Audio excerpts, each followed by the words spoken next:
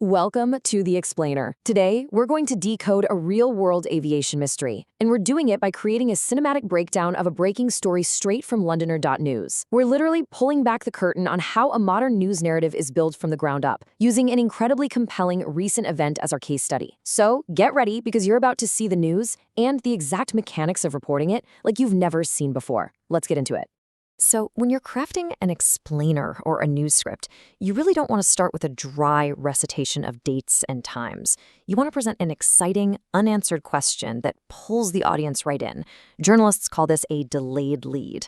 Think about it for a second. Why would a massive commercial jet cruising perfectly at 41,000 feet just suddenly decide to turn completely around? Now, that is an immediate hook that makes you want to stick around for the answer. To flawlessly execute this first rule of news script writing, you've got to jump straight into the action. This quote comes directly from the Londoner.news report, and honestly, it puts you right there in the passenger seat.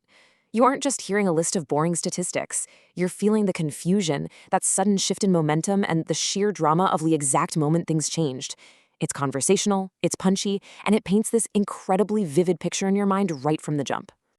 To build this story out, we are going to follow 4 precise steps. First, the delayed lead. Then, the active body. Next, the impact. And finally, an interactive call to action. Okay, let's dive into Act 1, the midair U-turn, tracking flight BY2786.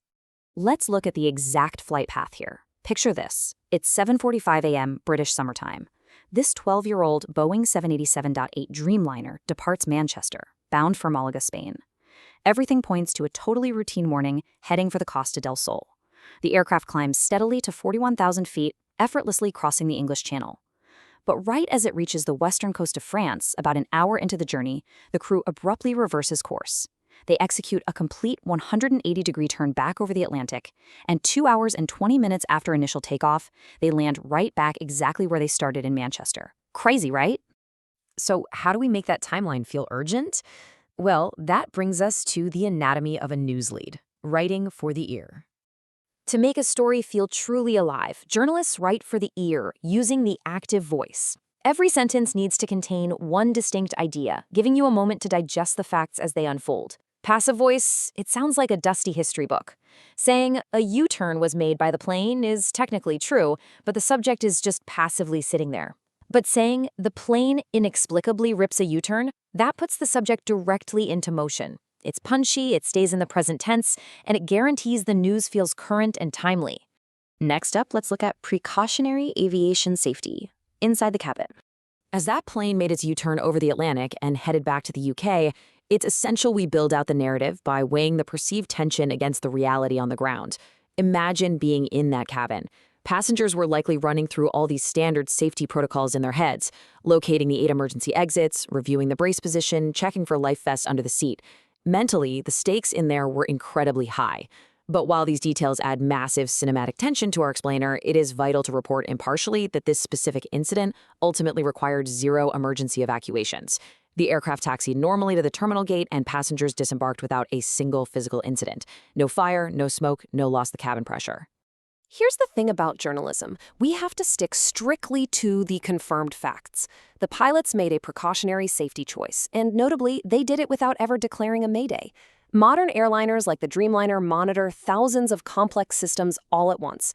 Returning to a major home base like Manchester simply gives engineering teams immediate access to the aircraft to diagnose a warning light or a sensor anomaly.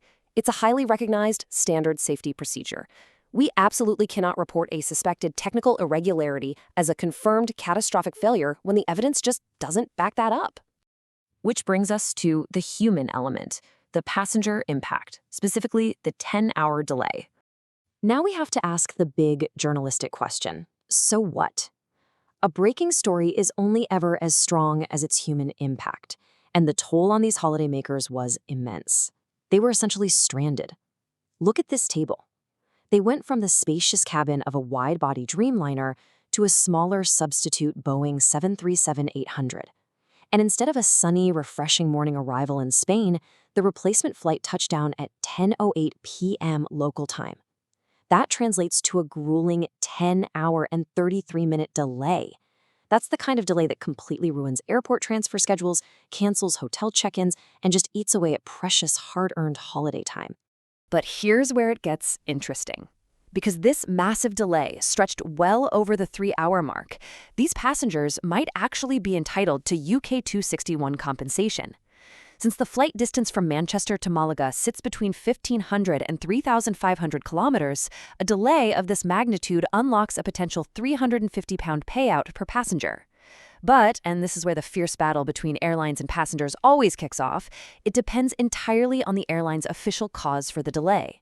If it was an ordinary technical problem, the airline pays out.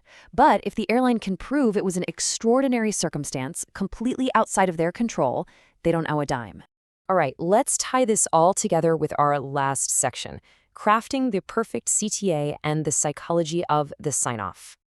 You might be wondering, why do we place the most important action prompt at the very end of the story? Well, psychologists actually call this the recency effect.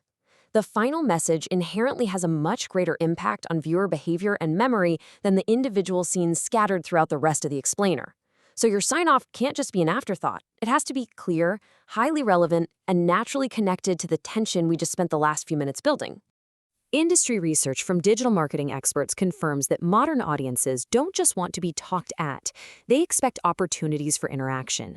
They want to turn passive viewing into active engagement. A truly effective news explainer shouldn't just end on a dry fact. It needs to offer a future look. Where can people go for more info? What actually happens next in the story? So a perfect outro combines a verbal cue with a seamless visual prompt. You have to match the audience's readiness. They just spent all this time immersed in a mystery about a delayed flight and stranded passengers. So the most immediate value you can possibly offer them is the missing piece to that exact puzzle. To see this concept in action, we pair a clear directive with a clear benefit. You'd say something like, head directly to londoner.news right now for the live, breaking updates that will ultimately determine if those stranded passengers get their £350 payout. See how that works? It perfectly bridges the gap between the explainer you're watching and the real-time reporting happening out in the real world. So let's leave you with this final thought to ponder. Was it a minor sensor glitch, a cabin pressure warning, or something else entirely? Think about your theories, and definitely don't forget to check londoner.news to see if you are right as this real-world story continues to unfold. Thanks for joining us to decode the anatomy of a breaking story.